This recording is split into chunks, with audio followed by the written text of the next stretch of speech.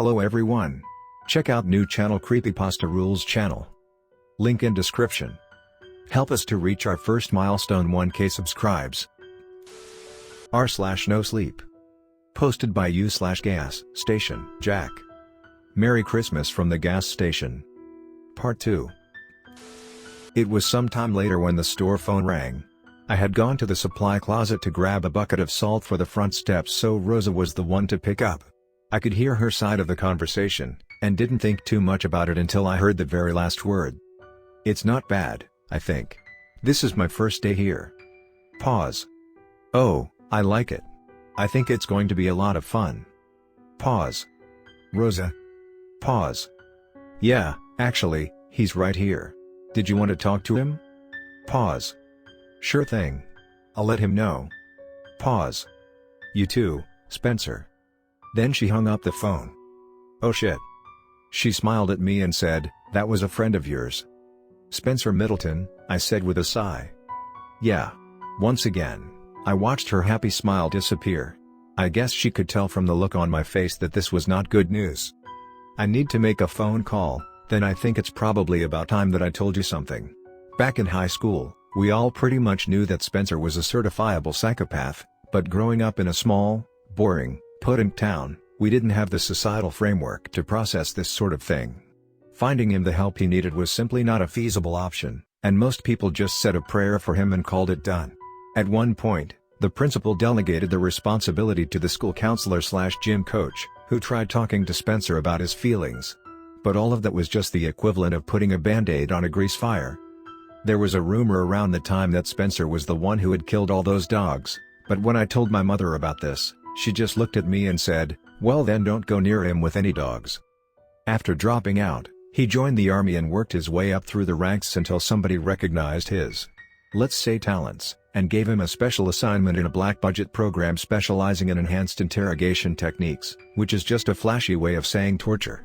There's no official record of any of this, and the only reason I know is because he told me all about it one night to pass the time while I dug my own grave at gunpoint. I managed to pick his pocket while he was distracted with the bloodlust blinders and send an SOS text from his phone to Deputy O'Brien, who showed up just in time to arrest him before he could follow through. But Spencer escaped captivity after only a few days and for the last couple months has been a wanted but elusive fugitive.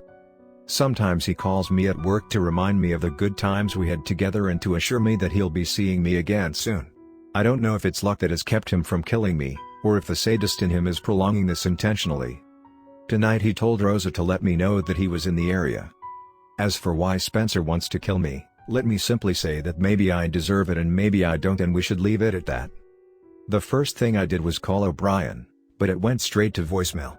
The second thing I did was tell all of this to Rosa, who listened patiently until I finished to ask the obvious question. "So do you have a gun or anything?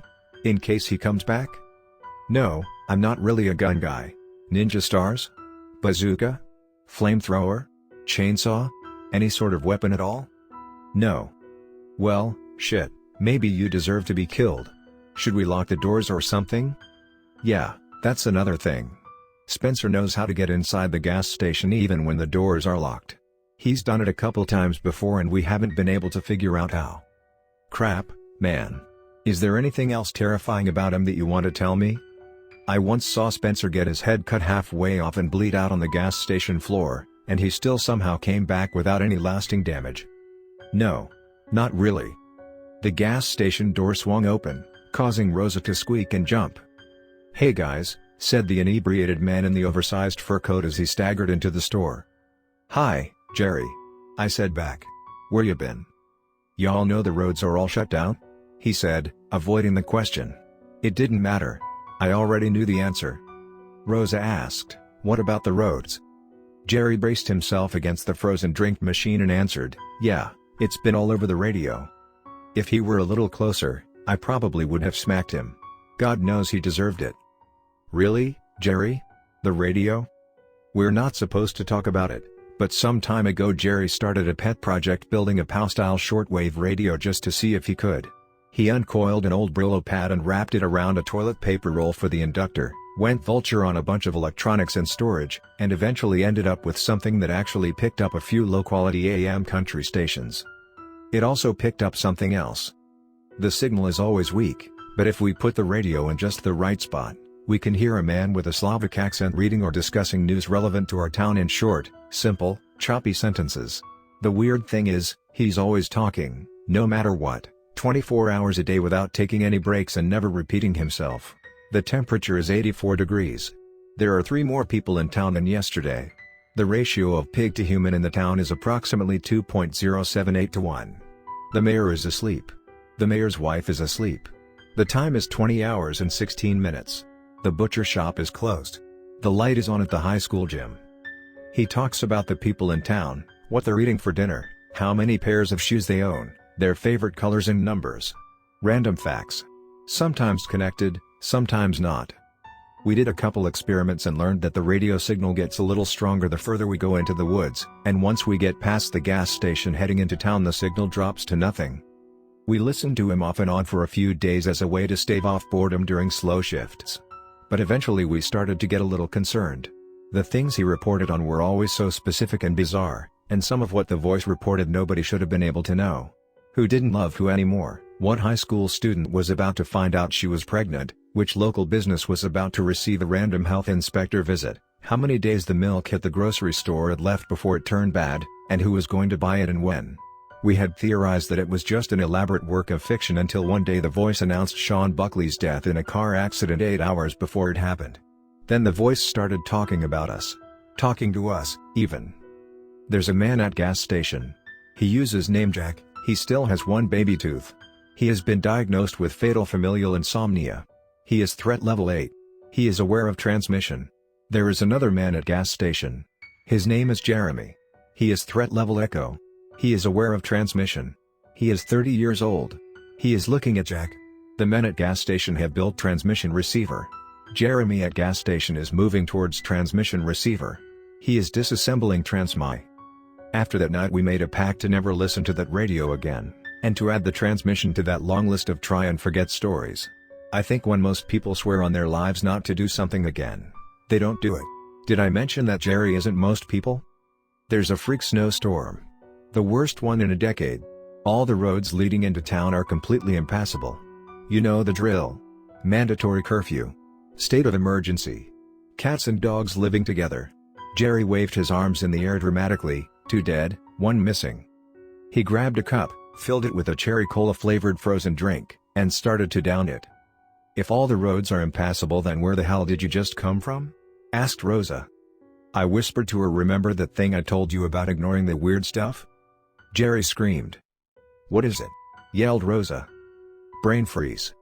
Well, I said, at least we still have. Right then the power went out, leaving the gas station in complete pitch blackness. I used my phone's flashlight until I could find our box of emergency supplies, then somehow managed to drag it from the storage room with one hand while holding both crutches in the other. I'm sure Jerry was just being kind by allowing me to do it on my own so I could retain my independence and sense of worth. But seriously dude, you see me dragging this heavy-ass thing? You really not gonna offer to help? Once I had made it to the front of the store, Jerry sat down cross-legged and started going through the box, handing supplies out to the 4 of us.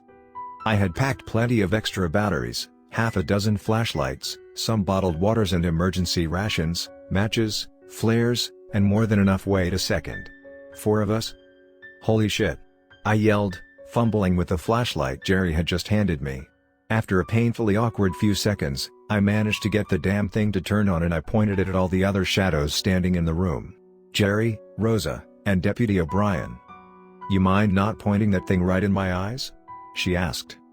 Deputy Amelia O'Brien was the latest in an ever-growing list of deputy babysitters assigned to the gas station dating all the way back to as long as I can remember. Some of them died, one of them went crazy, and then there's her, a tough as a brick Brooklyn transplant with an itchy trigger finger and a long history of giving as many fucks as there are planets named Pluto. She was a very welcome sight. Sorry, I said, pointing it back down. When did you get here? Just now while you were off bumblefucking around in the closet. I called to check on you 30 minutes ago but nobody answered, and I nearly killed myself 10 times driving through this blizzard to get here. What the hell happened? Rosa perked up.